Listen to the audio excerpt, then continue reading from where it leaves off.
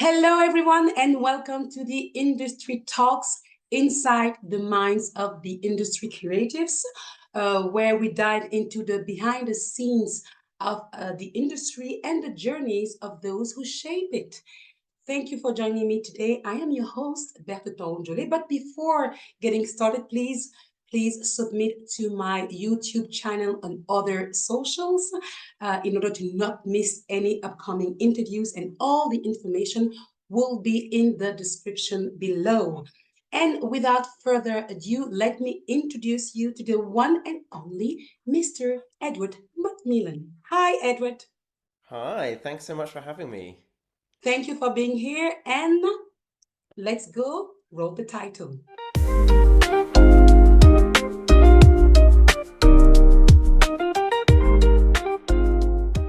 So, Edward, I'm going to start with a short bio, and please feel free to interrupt me if I'm saying anything wrong. Okay? Sure thing. Yeah. Ready? So, you are a British theater director, producer, actor, and cultural entrepreneur, best known as the founder and artistic director of the Bridge Theatre Brussels, a professional English language theater company dedicated to connecting people through culture. And you were trained as an actor and a singer. You worked professionally in the UK theater industry between 2009 and 2013. You performed in regional theaters, touring productions, and on cruise ships. And during that time, you also produced and directed musical theatre, including Crazy for You at London's Bloomsbury Theatre and Spring Awakening at the Garage Theatre. And after running your own London based music education business, McMillan Music, you moved to Brussels to work for the European Commission before serving as a diplomat in Jerusalem. And that's where the idea of the Bridge Theatre first took shape. And then you were back in Brussels in 2020, where you founded the Bridge Theatre to fill what you saw as a missing piece in the city's cultural landscape.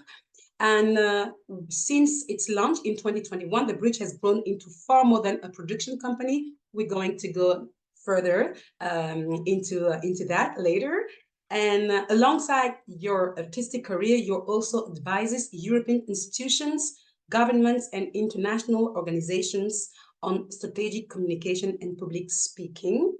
And you hold a degree in German and Russian musical theater and international relations, as well as an executive MBA.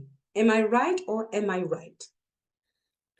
Yeah, that's correct. Yeah. I mean, it's amazing the kind of things that one does in one's life. But yes, you're correct. Crazy, right? Just to listen to it. So let me let's start with who you are. I just want to know who Edwin Macmillan was. How was your childhood, and what were your dreams? Uh, yeah, I think I've always been surrounded by the performing arts. So I grew up in the south of England. The county's Dorset, and the town I grew up in is Dorchester. And I was always surrounded by different types of performing arts. Perhaps, if to put it like very simply, I would say that the drama side more comes from my dad, and the music side more comes from my mum.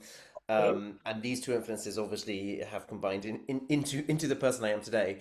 Um, and they were quite, I mean, they were both originally teachers, but then actually my mum retrained to become a nurse. My dad started his own business actually in he was a travel operator, so running tours specializing in wildlife and seeing wildlife around the world. So not at all arts related, but obviously they had a passion for arts, and they were involved in the amateur scene quite a lot.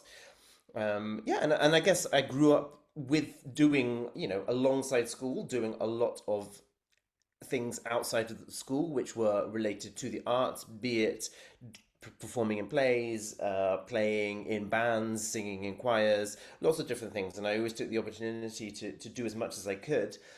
I think I had these dreams of becoming a performer, but I think when it came to it at 18, I don't think I was ready to make that jump. Maybe, Yeah. Mhm. yeah, I wasn't confident enough. So I that's why I went for an academic career, an academic degree, sorry, doing German and Russian. Mm. And but then during my university studies, the performing arts was playing an even bigger part actually of my life. I was doing a lot of again things outside of the degree course, which were around performing, much like I was doing at school. And I kind of realized that it was such a massive an important part of my life that I just couldn't let it go. So then I took the plunge when I felt a bit more confident when I was 21 to apply to drama school, and I had a fantastic time Yeah. learning the tricks of the trade, if you will. And was there a meeting or an encounter that changed everything? Something that happened at one point, or someone you met who was like a mentor, maybe?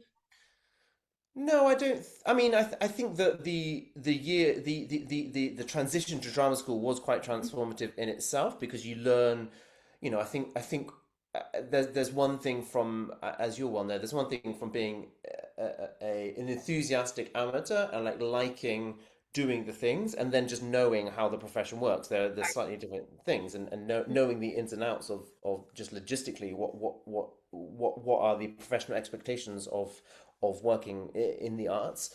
Um, no, I don't think there was particularly one thing, and I think that I was almost uh, well, I guess my like the friends I guess that I had around me were inspirational because I saw them both the ones who I had been to school with, but also the ones I went to university with. I saw some of them going into the profession, and that made me feel like it was possible. And not having grown up in a very rural place and not knowing people who are Mhm. professional artists really, then seeing these people who I knew doing it, I think that that's maybe changed my mind a little bit. And at that point, when you just decided to take a leap of faith, let's say that, um, in which state were you? Did you say to yourself, okay, I am going to go, I don't know, big places, I have big dreams, I want to achieve. What was your mental mind? How in what mind were you at the time? Hmm. I think possibly that I studied in London, and London has is obviously a mecca for theatre, and I Mm. think that when you hold up the West End to be something that is amazing quality, and performing in these big shows, and I think that that was really kind of the goal in a way. Um, I mean, I've definitely changed my opinion on what the West End is now. Okay, 20 years later, let's say we can discuss that we'll talk about later. that later then. Yeah, but I think that was kind of the dream, and then it's like, okay, how do you get there? And it was very much a one step at a time. Okay, let's first get into drama school. Let's see how that is first, and then you start seeing what is possible through drama school as well, and also where you are, what you're good at, where your strengths lie compared to other people as well. I think that's also, and I think that's important. And I'm not sure I fully learned that in drama school, but I started having an appreciation of that at drama school. Right. And you were like touring and performing for almost like 4 years. What happened after 2013 about like why did you decide to just stop, if I can put it like that? Yeah, yeah. Numerous things. So the most critical of them was that I started to not enjoy singing, and Right. singing is such an important, as it is your life, it's a really important part of my life, and I've always done it, and it's always been a part of me. And then I was like, I can't start hating this thing that I've loved all my life, and I was hating it because I had many doubts about, okay, when I wasn't, I was getting some auditions, although not enough auditions. But even when I got the auditions, I wasn't necessarily performing to the standard that I wanted to be performing, and I was very confused about.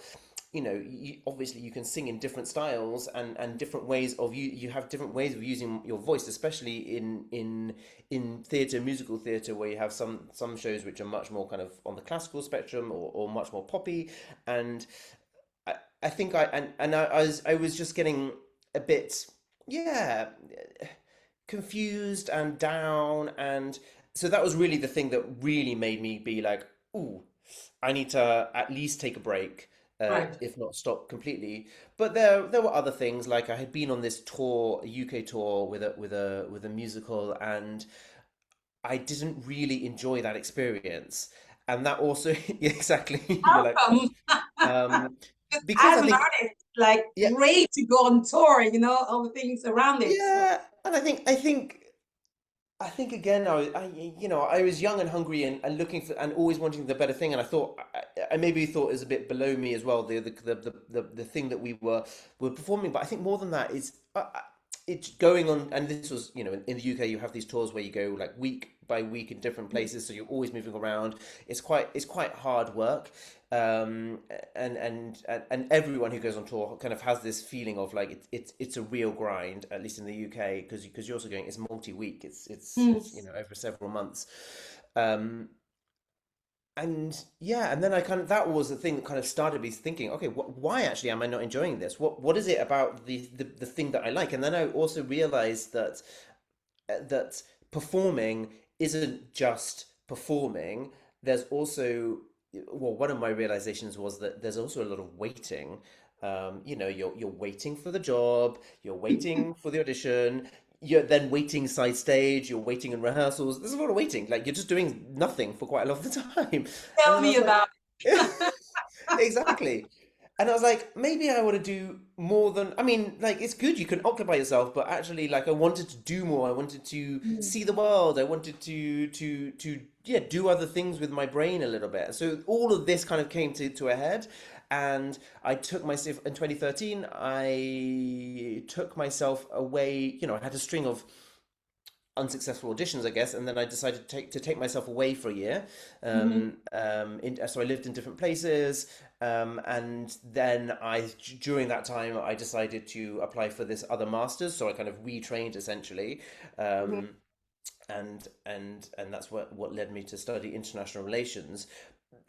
But it was difficult. It was for sure difficult, and I still remember this.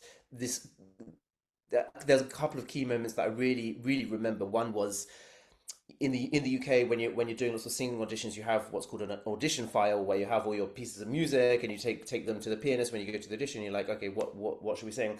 So you have this file, and I just remember like the evening in my flat of like taking out very ceremoniously taking out the pieces of music from this file, and being like, okay, this is kind of it. This is me saying goodbye to this chapter.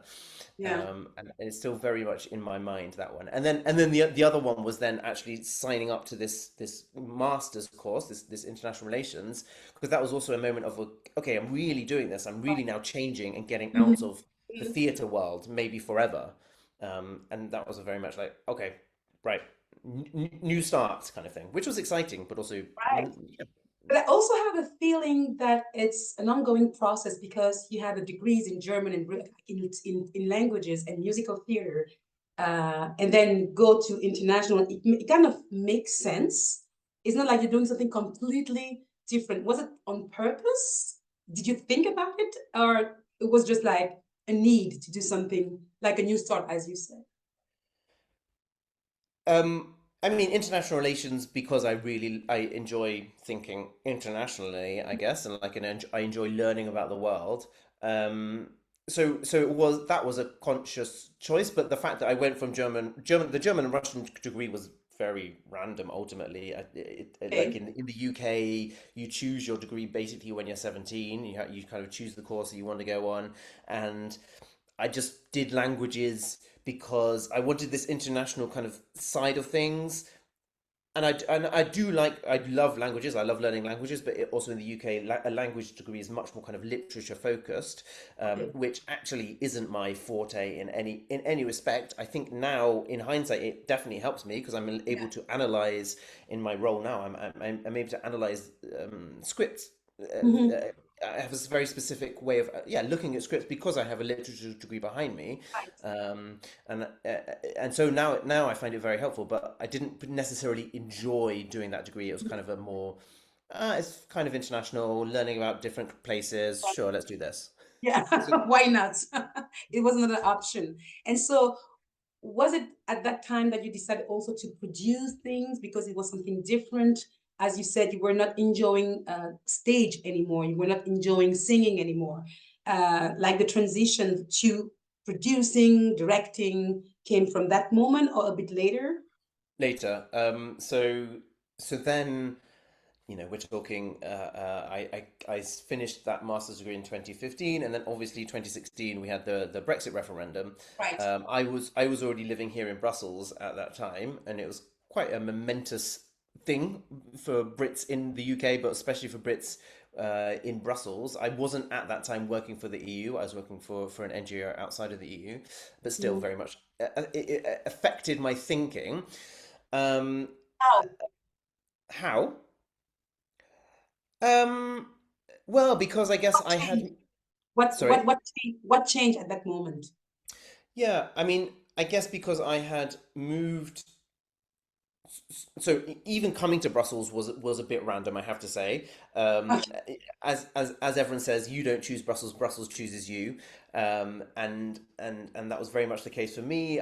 When I was doing this master's degree, I had friends who were applying to do internships at the European Commission, and I was like, okay, let's apply for this as one of many options, and then I got the place, and so I moved to do that. That was why I came here, and then I learned much more about how the EU functions, how the European Commission functions, and all the world, the kind of yeah, the EU bubble as we call it here, and that opened my eyes a lot, and I enjoyed it, and so kind of I wanted to stay here, and I wanted to discover more, but then this sudden break, the Brexit referendum suddenly like changes. You're like, oh, that means that I am no longer a European citizen. I actually don't or won't have the right to work for this institution that I had been like did my internship and I'd learned a lot about.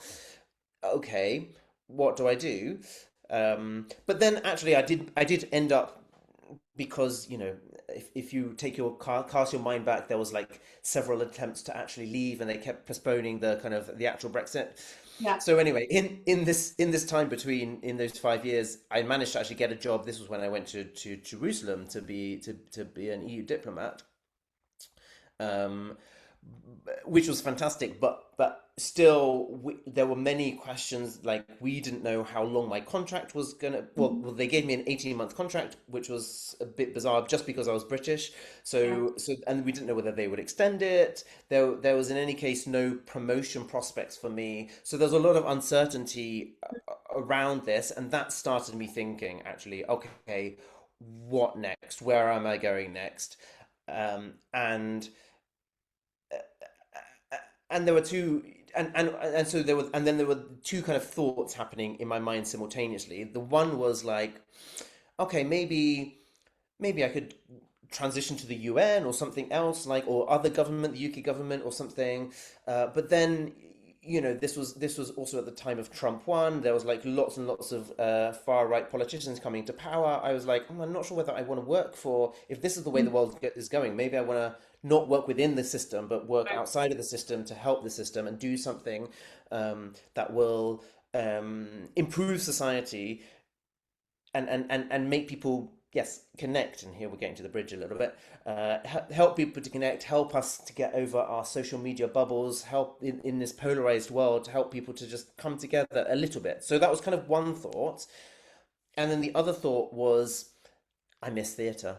And I miss the people in the world of theatre, and I miss the act of creation, and there's something very gratifying. We all know it. The act of being with a group of people and creating Mhm. something is something very special. Um, and I missed that world. So these two thoughts were kind of separate in my mind, and at some point Mhm. they kind of came together to be like, oh, well, so maybe the last little thread is that I learnt during doing those office jobs that I'm quite efficient, and I'm quite good with people. And these are two things that you kind of need if you're going to be producing theatre. Right. And then I was like, well, I enjoy theatre. I don't really want to perform, but I want to be in that world. So let's make theatre. Let's make theatre. Why not? Right. And make theatre that makes theatre that makes society a bit better in some way. So then, kind of, this all came together, and the bridge was kind of formed from those thoughts. And it's kind of interesting because you were able to um, bring your two worlds to your two words together because you had the skills and the competency, and then you had that background as an artist. So you know what artists are going through. You know the struggles. You know what we are waiting for, like you said, the wait and all those things. And at the same time, you had like that creative mind. And what did you enjoy the most you when you started the bridge? Like how did how did the idea comes to reality? Come to reality.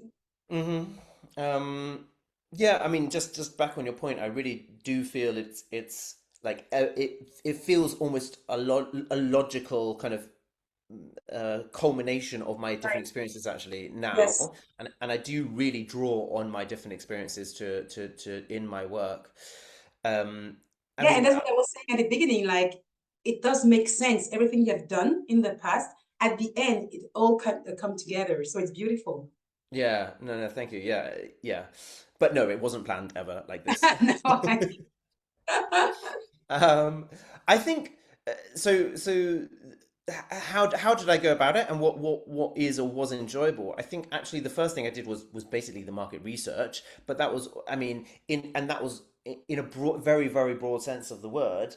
Um, I guess I was in a way lucky, not lucky, I don't know, but again, when I was thinking about this, when we were formulating everything, it was COVID. So you had a lot of, it meant that there was a lot of things happening online, obviously, because that's all we could do. But there were, I was still kind of I was roughly tapped into the UK theatre industry, for example, and there were talks by different theatre leaders, producers. Because also they didn't have anything else to do, so they were happy to, like, have a talk with people online, and then that enabled me to kind of learn a little bit more about the what our producers are up to, and it enabled me to have conversations with different theatre makers in the UK as well, and to kind of come back into that world. And at the same time, it enabled me. I had the time to do research on Belgium and Brussels, specifically the theatre scene, which I didn't know anything about. So that was also like a big piece of work. Um, that was maybe a bit more difficult because of COVID, because again, because everything was, the moments of meeting people was Yeah. more few and further between. And I really noticed that once lockdown was lifted, then it was so much easier to meet people and to find and to yeah to start this network that you need in order to create anything in any place, basically. But I think that was a really enjoyable period, was getting to know, okay, what is possible actually, what can we, and thinking about, and I talked to people in my friends and other people I knew to kind of get their ideas about how this could work. Mhm. Um, in reality, with the aim eventually of establishing a home, like an actual theatre of for Brussels. That is what we are trying to work towards. Yeah, and then also you have like those multiple hats. Can you tell me more about those different roles you have because you're combining so much.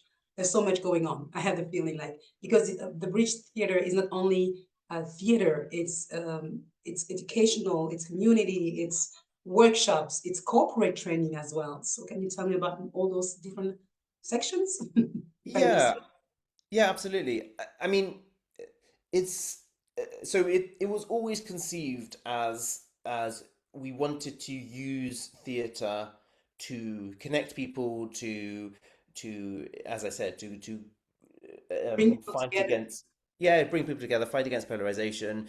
And I think that the further on we go, the more that I see the benefits of that, and the more actually we lean into this, because I just see that people are they come to our activities and they're just more happy afterwards. And you're like, okay, great. We're having like a very tangible, concrete outcome on someone's life. But yes, indeed. So we always had this kind of conception of standing on different pillars, partly because it, just it's partly because I knew that producing theatre alone would not just not make sense financially. Also on its own, you need to do other things in order to make things viable financially. um, and so we always kind of had a kind of a corporate side, but it was more geared towards sponsorship. That was Mm. the original thinking. um, we had us in the UK you have this thing called stagecoach, which is when kids go to a Saturday morning school and they do 1 hour of acting, 1 hour of Right. singing, 1 hour of dancing. So that was also kind of part of the original concept.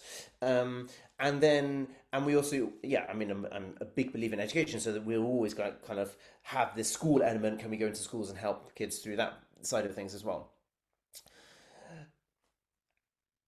Which So we kind of have these broad pillars still, but they've completely changed as we've gone along. I think one of the biggest learnings to start with was for what we produce our plays and shows, and we're quite restricted in how much we produce at the moment, partly because of the venues. So just to tell you what we do.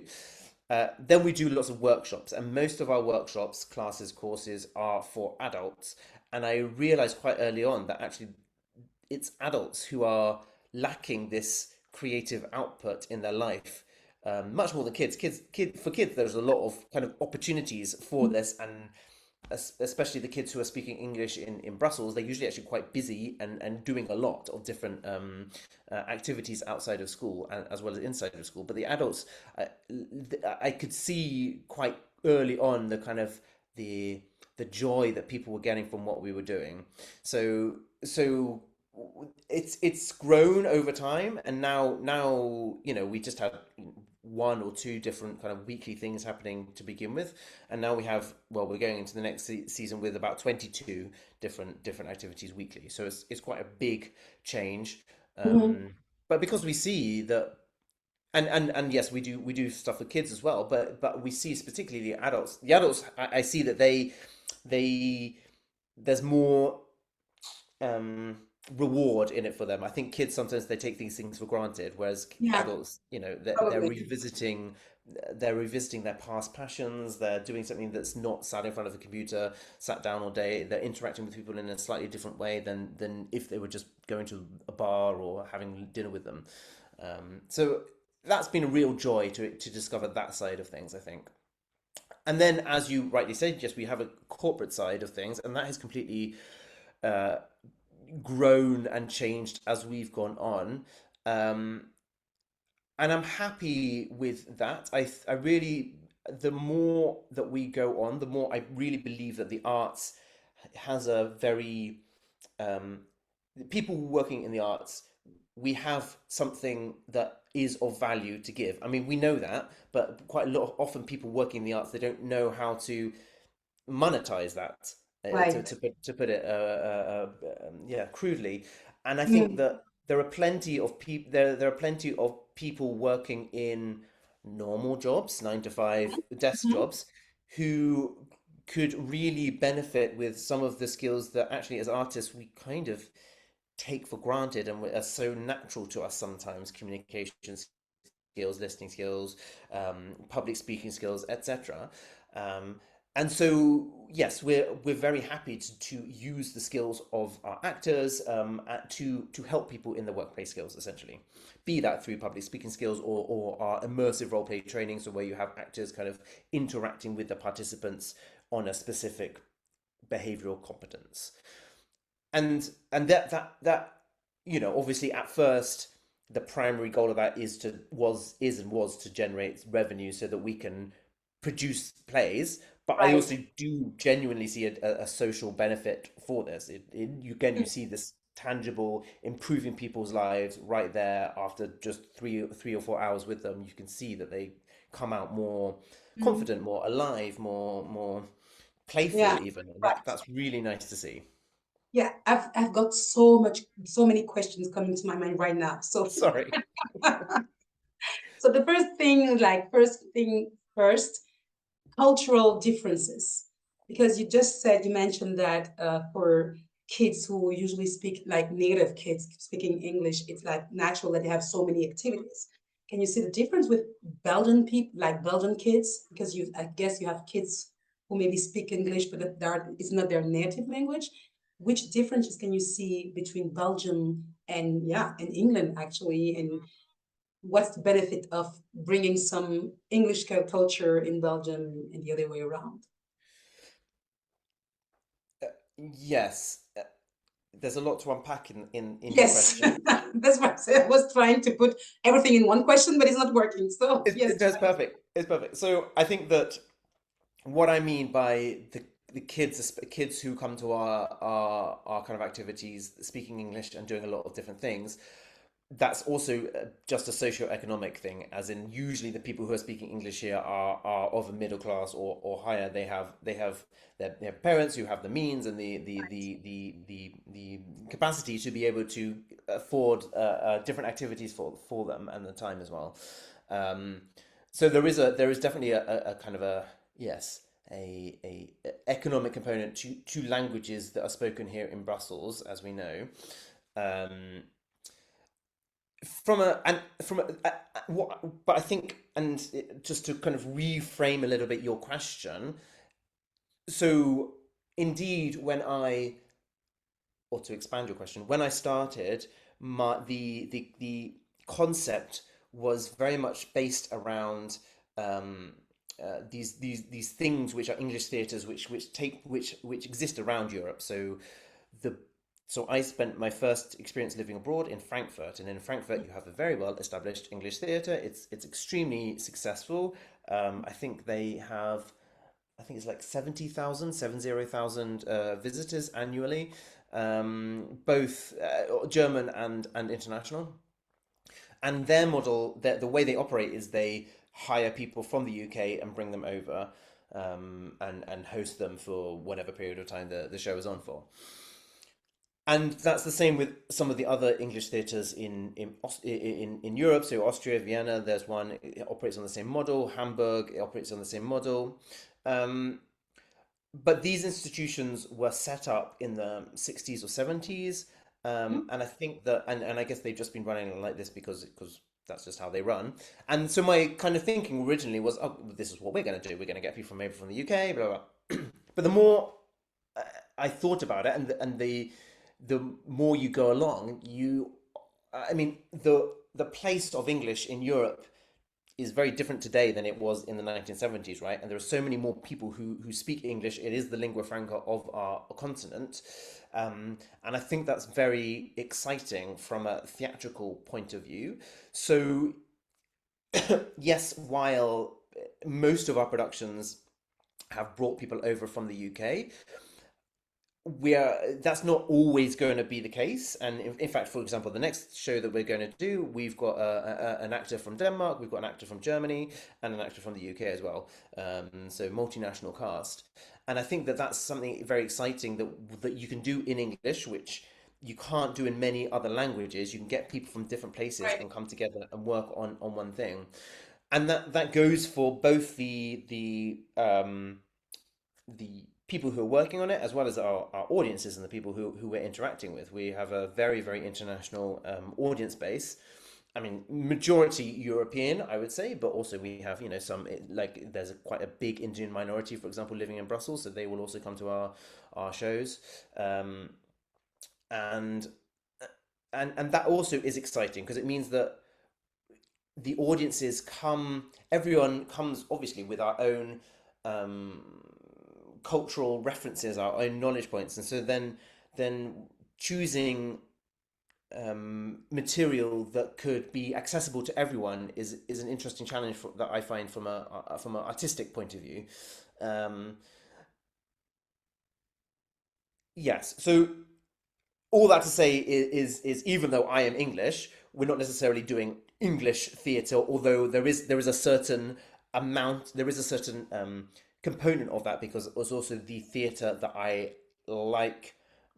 Well, it's because I've grown up with it, so I therefore like it quite a lot, and quite often. I will be seeking to work with directors who are either British or who have been trained in the UK, Mhm. because it comes with a certain style, or there's some that I can that I'm familiar with, I guess. So it's just an easier way of working at the moment, at least. Right. Right. Yeah, but I think that maybe I need to rephrase. It's more like in the European culture, and more precisely like Belgian and French culture, we don't have that culture of entertainment. It's not the same as in the UK, as you were saying in the beginning, the West End and all those things, like London is the capital of theater, you know. So in Belgium it's quite different. We're not brought up as artists, and I have a feeling that for English speaking people it's much more easier. It's something like it's like natural. So that's for me, that's the difference, because we're not for that way. That's what I was like. Yes, so I mean, so I think for me, yes, I agree that I find there is a between English specifically and French. I think there is. I mean, languages or almost like we don't have the quite the same distinction between like what is culture and what is entertainment. I think Yeah. that is more separated in the French language in general, which I do find interesting. And so that's something that I've also had to kind of come to grips with a little bit. I think that there is something also, we do grow up with having drama lessons at school, Mm-hmm. and that does play a part in that people, like, yeah, all Brits kind of have a little bit of drama in them to a certain extent, and I Yeah. think that does, and that does show through. Whereas I'm not sure all Belgian schools will do that, and even I was talking to some friends of mine who produce theatre, and I remember them saying that when they were kids they got taken to go to the theatre, but the theatre they got taken to was really bad and really even though they now work in theatre, but they were so uninspiring. They were like, we don't want to do this.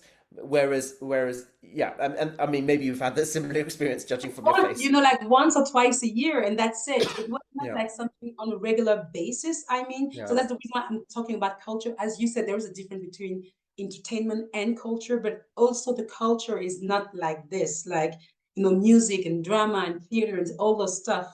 Uh, when I came to Belgium like 30 years plus ago, I was seven, and the only thing I was able to do music instrument was the flute, and I never Mm, used it. You know what I mean? It's not that ingrained that culture, like the French mm. speaking countries, I think, or Belgium. It's not really there. So that kind of theater you're doing, the bridge is really bringing something new, I guess. I Um, mean, I also think I think from a strictly theatre point of view, the difference I see in British or Anglo theatre versus kind of French speaking theatre is that French speaking theatre is slightly more intellectual, I would say, whereas Anglo theatre is slightly more emotional. And I, mm, I remember I like one of our productions, Lungs by Duncan McMillan, which we did a few years ago. There's this moment in the play where the whole audience is like the whole audience makes the sound every single night. It was very pleasing from my point of view. It was very consistently. But yeah. a couple of French speaking friends came to see it, and they did say to me that would just never happen in a French play. It just doesn't. You Oh don't wow. get that kind of emotional, like, Right. people are so with it, connected to Yeah. the thing. Yeah. Yeah. Yeah. Yeah. Yeah. Yeah. That's true. That's true. And I think like be able to put all that in place. I guess there were some moment of vulnerability or significance failure, because I think that we were learning from our mistakes. Which mistake did you make when you were like starting that project, and something that you learned from those mistakes, if I can say, or a vulnerable moment, which teaches something. Yeah. I think going in I think going into this like starting this project, starting the bridge with no, um I think maybe two answers to that. First of all, when I was working for the European Union, I saw people not really knowing what they were doing, and just kind of like making it up.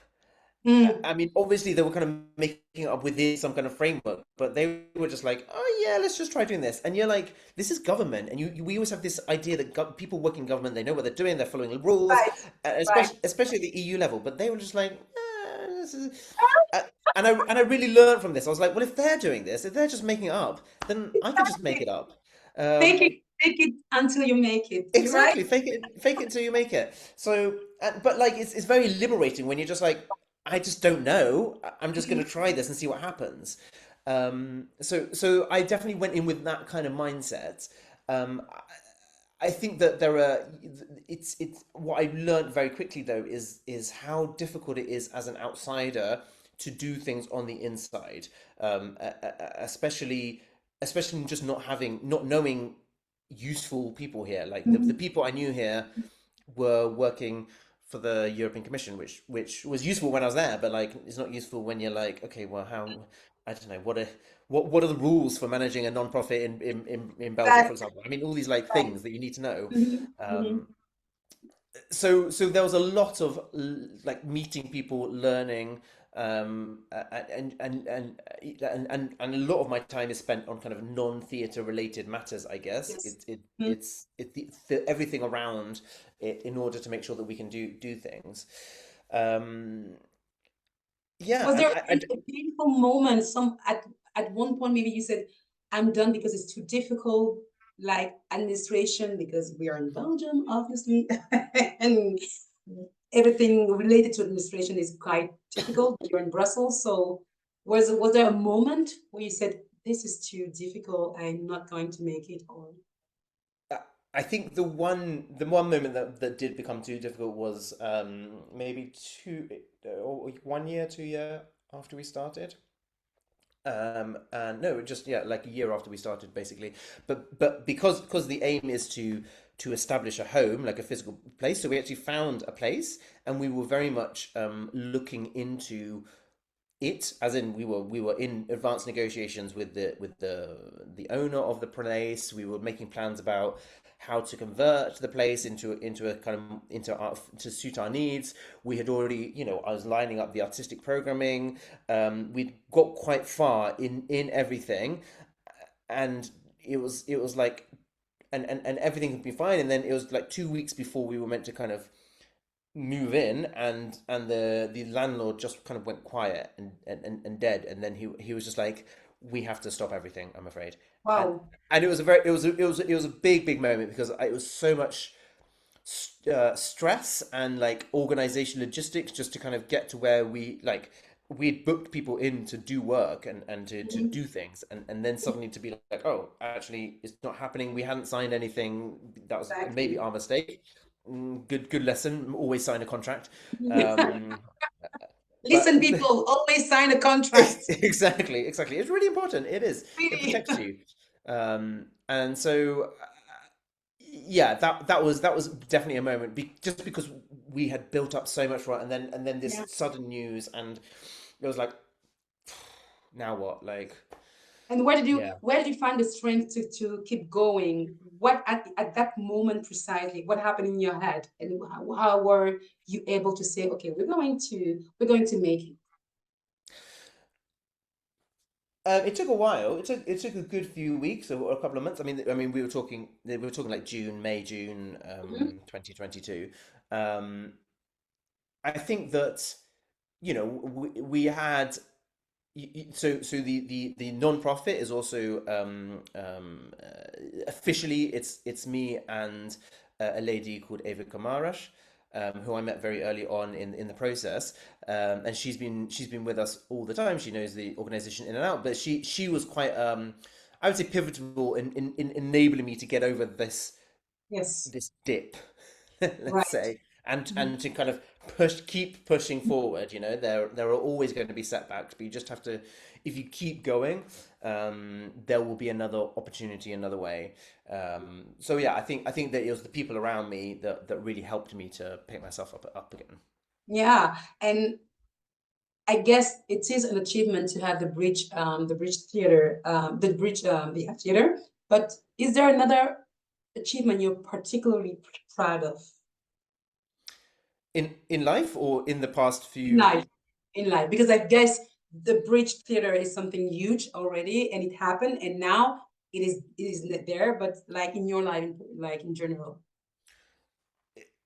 I think e- every every little, the bridge is a collection of moments and interactions and relationships, I think, and so I see it in the minutiae, and I think every little thing that we do is like a win for me. It's like, oh yeah, Mhm. we managed to run that Yeah. workshop, we managed to do that school thing Mhm. successfully.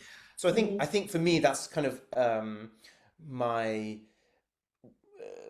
how I see things, and I don't really see. I mean, I do sometimes see the bigger picture of where the bridge is, but I really see it on a kind of little by little Mhm. basis, and then try to keep focused on that.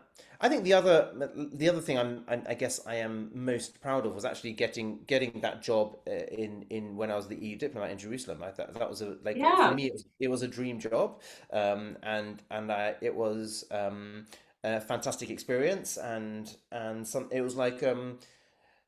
Yeah, I mean, yeah, it gave me so many amazing opportunities, experiences, and which I will never, it's a part of my life which was limited, very different from my life now.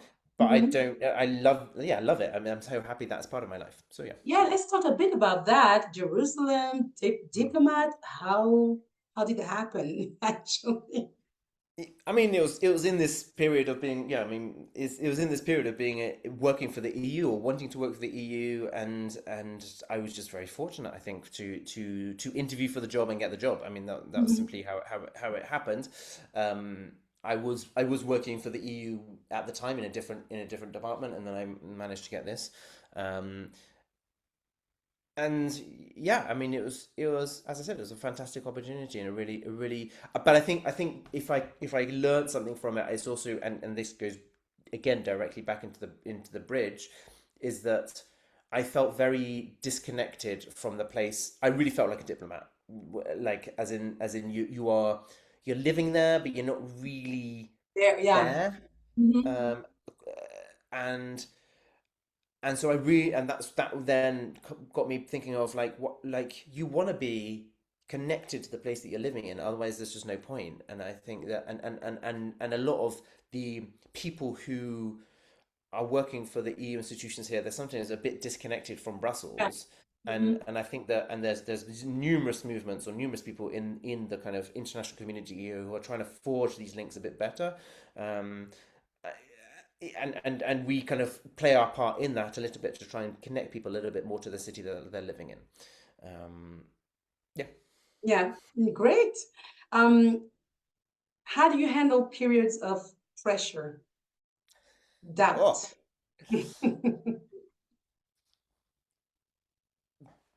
I think again, I come back to the minutiae. Like, I think the only way I can deal with pressure is to just do one little thing at a time, and so, like, to tick them off my list. I try to be a very organized person, Mhm. um, but yeah, even just responding to that one email and enables me to get that way and like decrease the pressure. I feel more pressured when I think things are building up, and like Yeah. I love this. Sorry, I love this idea that I call it open circles. So the concept is that as people we can deal with a certain number of tasks, outstanding open tasks, what I call open Mhm. circles. But we always want to close these circles because then we can like forget the Yeah. tasks, because then we can forget about them. But like that's what I feel when I think it's probably everyone, but definitely when I say I'm busy, it means that I've got a lot of open circles. So like your mind is like trying to deal with all these different tasks. And you're trying to, and as soon as you can like close one and get rid of it, then it kind of makes you feel a bit more zen, I think. So working is the way I deal with pressure. With doubts, I do have many doubts all the time, but you just have to, at some point, you just have to try it and see and experiment. And I think that that's also a confidence thing. I think the more I go through this process, the more confident I am to experiment with something. And if it doesn't work, it doesn't work Hmm. ultimately, and then you just have to let it go. Mm. but every single thing we do is essentially an experiment, and you just have to hope for the best. I mean, with planning and getting the right people, it's also the people, right? Yeah, They like if you get great people involved, then usually right. the outcome is good. But Right. yeah, it's scary, and you never quite know what's going to happen. But you just have to live with that uncertainty, I think. Yeah. But you are yourself an entrepreneur. Do you think that artists are also entrepreneur, like CEO of the lab, or do they need to? I think they are, and I think they should definitely think like entrepreneurs as well. I mean, I have many friends in different parts of the arts. I think that, and I see how it's treated in different parts of the arts. I've got a friend who, for example, he's a classical singer, in the UK. And he always talks about having a portfolio career, right? You're not just going to do the one thing that you are, especially these days, that you're not just going to be singing those opera roles. He does a lot of other participation activities, teaching, etc. And I think and he really he said that his training really neglected that side of things, neglected the kind of business, how to actually make it work side of Mhm. things. And I think my training kind of did a little bit, but it could have been better. And I think that, yeah, and I'm meeting, and now in the position I am, I do have either students of ours or people who are in our orbit come to me being like, "Oh, I'm interested in going into being an actor. Can we have a Mhm. chat about it?" And the I think the issue is sometimes people have this idea of they only think about the acting, which is great. Like acting is great, but actually that's like 10% of it or less. There's all this other part of it that you have to deal with. And I think that the more but I think artists are well equipped to be entrepreneurs because they're artistic by by nature and they can start lots of things. I think sometimes they just lack a bit of confidence to do it, or the kind of because they think that they're only skilled in their art form basically, but actually Right. they have so many skills. And I come back to what I learned in the EU of people are just making up all the time. And I think if you just go in with this mentality, then it just makes everything much easier. You're just like, oh well, let's see what Yeah. happens. Yeah. Yeah, but because I've heard a lot of artists, like emerging artists, people who just get into the industry like quite like now.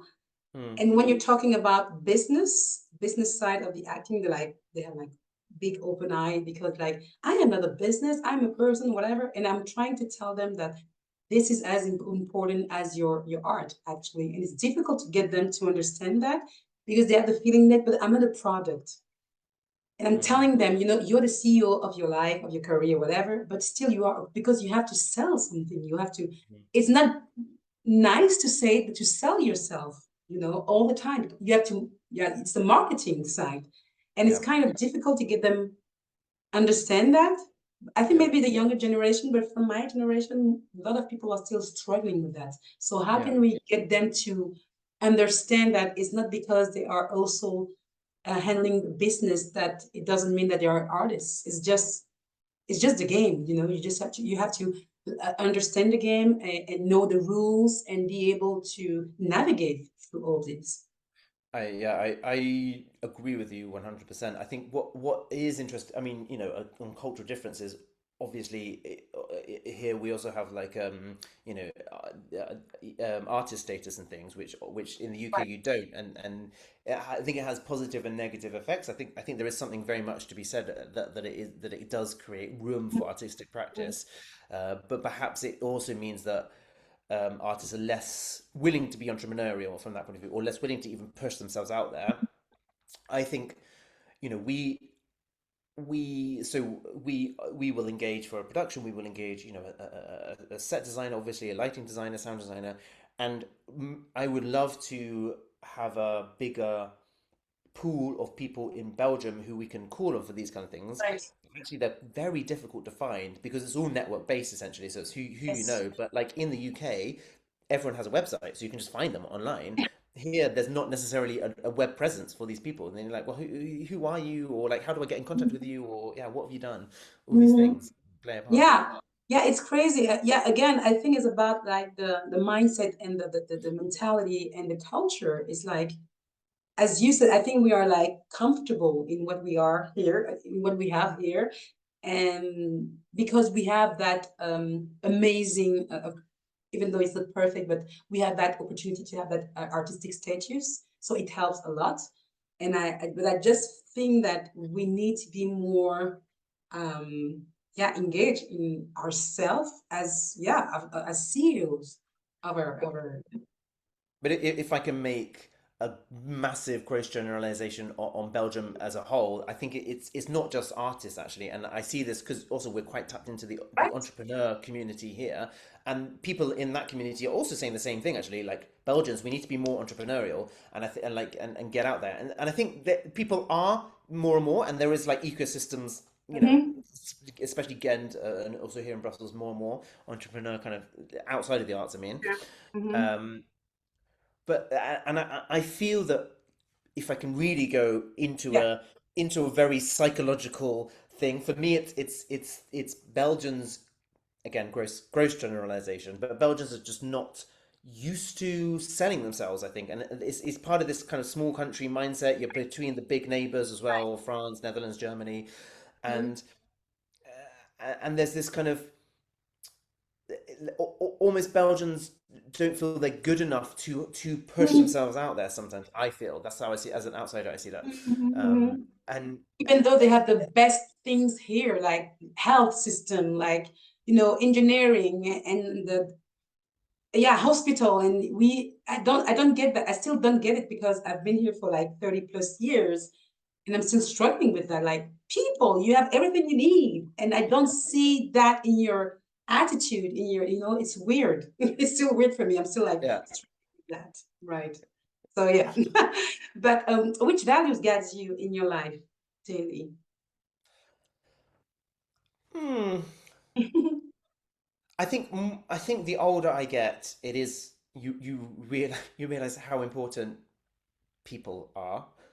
So I think that it's more and more about um, enabling enabling people in some way, whatever way that can mean.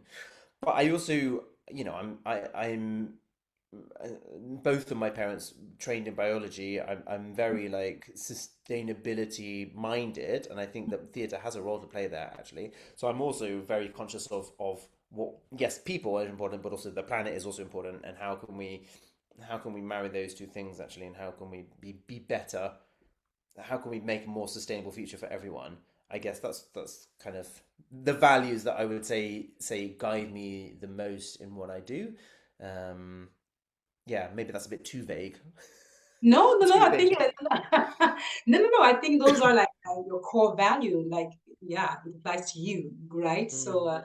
and I was also thinking about the mobility because you said that you're working with UK artists and stuff, and because of Brexit happened, like, how do you manage now with all? Because also it's the same for us as European actor. We don't have that flexibility anymore.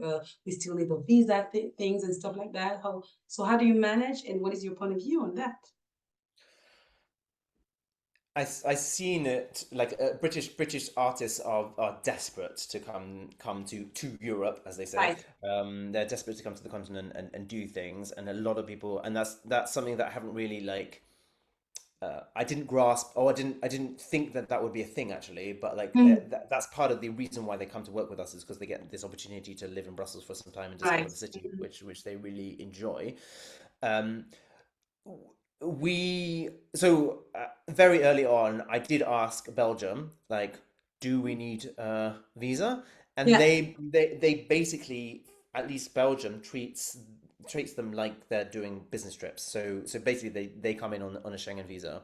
Right. So Okay. it is a lot easier for us. I mean, we're not engaged in them for a longer period of time. I know many other, like for example La Monnaie, the opera house, they just won't employ Brits or people with because they're The engaged in them process for is a too long. It's too, yeah, and it's exactly. too much money, right? Yeah, So yeah, exactly. Um, I mean, I mean, I'm happy that Belgium has quite a what's the word, liberal view on this. And I think just because there's just so much exchange between Belgium and the UK, I just think mhm. that that's why they were just like it's just easier.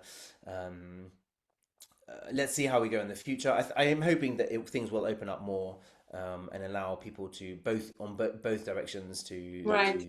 to travel. I mean, I think there are having said that, there are still bit massive.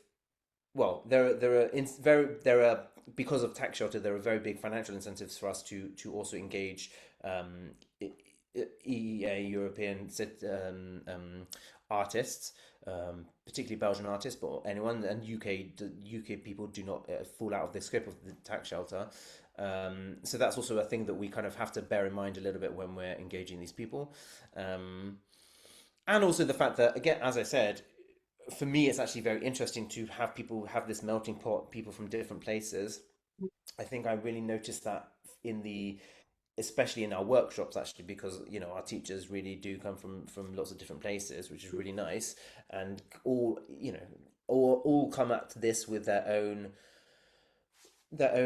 cultural background, and how they have learned theatre, in their childhood, which and you can see the different traditions coming through, and that gives a real added value, I think, to the students who are coming in to Mhm. to be exposed to these different kind of working methods. And I think that when we do a production and we have, as I said, our next production, one of the actors is Danish, one German, one British, but then also like the sound designer is Romanian, the lighting designer is Dutch, the director is British but lives in Berlin. So we have like people coming from everywhere, Mhm. and that also makes a really interesting and cool dynamic, I think. Yeah, yeah, yeah. But it's like I think a lot of people because I have an UK agent, but it's like almost impossible for me to work there because of that. But I think, as you said, when you have like a mix of a bit of everybody, being able to work with those different culture, it makes sense, and it's completely, it gives you another point of view. Let's say Mm. let's say it like that. And what is a myth to debunk about your profession? Um, that's a really hard one because I'm not sure I can define what my profession is. So, but I Director, think that, producer, artistic yeah, director. Yeah. I think that we, I mean, as a rule, we are unapproachable or uncontactable, I think. And I really try to, um, I think, because I have this background of being a performer, an actor, Mhm. and like trying to respond, like get to people, and like, so I do try to meet, if there's a locally based artist who wants to meet, I will try to meet them, Mhm. because like it's just a coffee, and sometimes there's an interesting conversation that comes. Um, uh, yeah, so I would say that, like, no one is ever out of your reach. Just, and like, if you're afraid of contacting someone, just don't be afraid. Just contact them. I mean, like, they may not respond, and they may not respond straight away, but like, it's Yeah. better to try, rather than give up before you've even passed the first hurdle.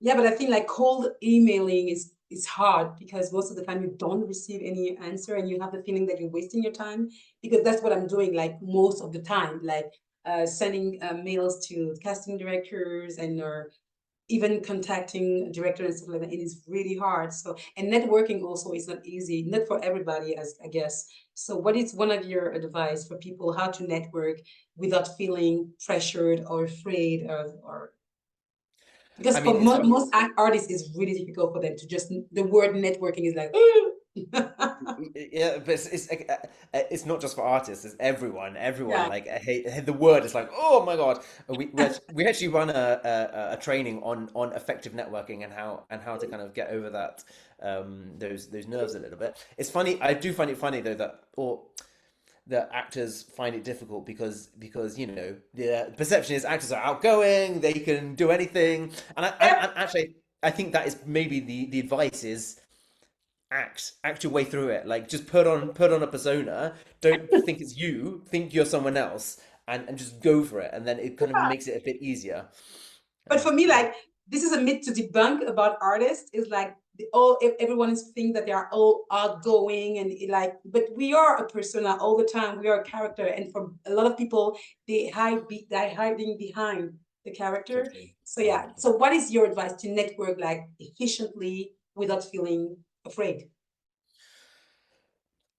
I think it's finding the right events. I mean, yeah, I think finding the right events first of all, and knowing who is at the events, Mm, um, and then knowing that people are going to these events to network. That is right. literally the point in them. And you know, I've also been to different networking trainings myself and they say, you know, you should have a an objective in mind. Basically, maybe your objective is I'm going to talk to two people today, or it could be I'm going to talk to this specific person, and make sure you do it. Mm. So go in with rather than, which is what I tend to do. Normally, I'm like, where's the bar? Let's get a drink. That's my objective, which is not the best not the best approach. People don't drink But before networking. Don't drink too yeah, much. I mean, yeah, exactly. But I also think there's something to be said about just going to these events if it, because there's also sometimes I'll go to the event and I just won't I'm not feeling it that day, so I won't talk to anyone, but that's also fine. But then you kind of get used to it a little more, and then you are a face that people recognize, and then you might bump into someone you know who will introduce you. So it's also a slow process as well. I think that, so it's not like you're going to have immediate outcome straight away. um but yeah, I mean, I think that there's uh, it depends who's going to be in the room, right, and what you're trying to get out of them. But obviously, in a kind of an actor, casting director situation, the best that you can hope for is that they remember your face, basically your face, maybe your name, um, and that's sometimes enough actually. And then the tip is then send a follow up email the day after. Hello, we met yesterday. Very important, because then it's great in the email advice. inbox. Great advice. And about advice, a piece of advice you wish you had received earlier.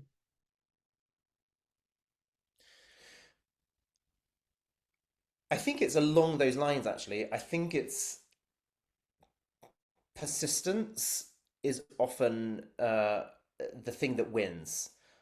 So don't give up too early. And I think that, that I felt that perhaps maybe I did give up my original performing career a bit early, and because then you see the people who stuck with it, and you see that they did progress because everyone gets better and more confident.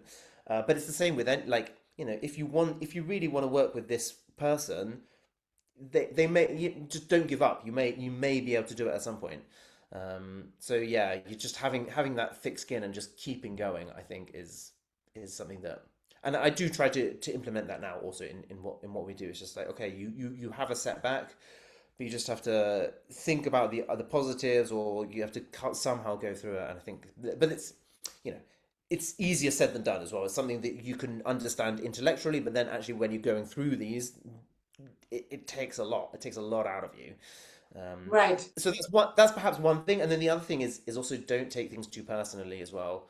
And I think have like, and that helps with the thick skinnedness, right? Because then it's not you, it's not Preach. a personal thing. Yeah, exactly. It's just what it is. And if someone doesn't respond, it's not because they hate you. It's maybe just because they're busy, or they're on holiday, or they've got a million emails to deal with, and Oh, they have a life?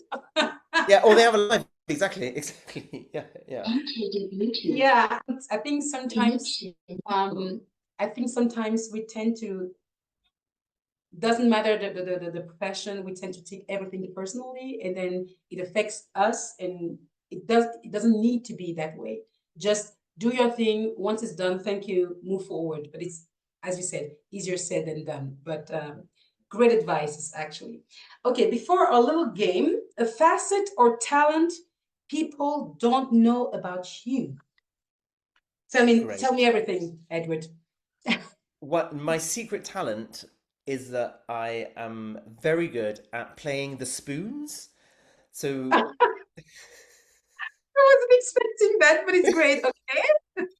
so as a kid, I used to play in a ceilidh, in a folk band, for English folk dance, or Irish folk dances essentially, and I used to provide percussion, and so one of those is the spoons. So it's basically when you have two spoons and they're back to back, and they Right. you hit them. There we go. That's a great That's talent. my party trick. That's perfect. Thank you. Okay. Are you ready for my game? Fast and curious. Just answer the question. Oh, okay. Okay, let's go.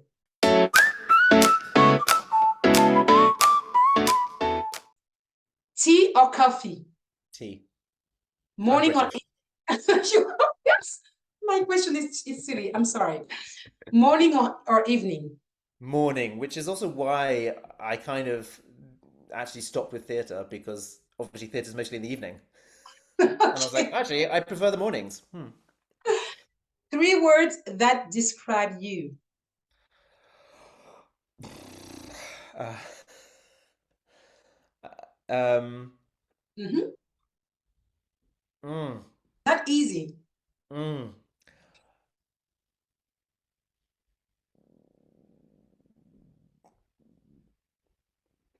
I hate this question. Uh,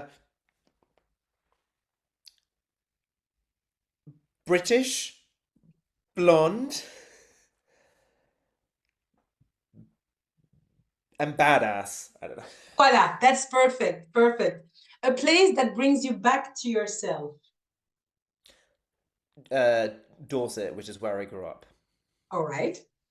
One essential you always carry with you.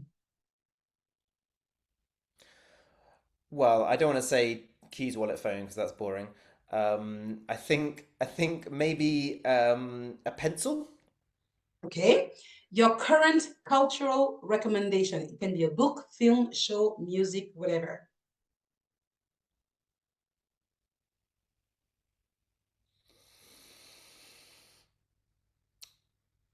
Um, I actually don't think I have one. Well, I think anything that the British Theatre produces is going to be my cultural recommendation. Is that too bad? Okay. So, a quote or a mantra that guides you.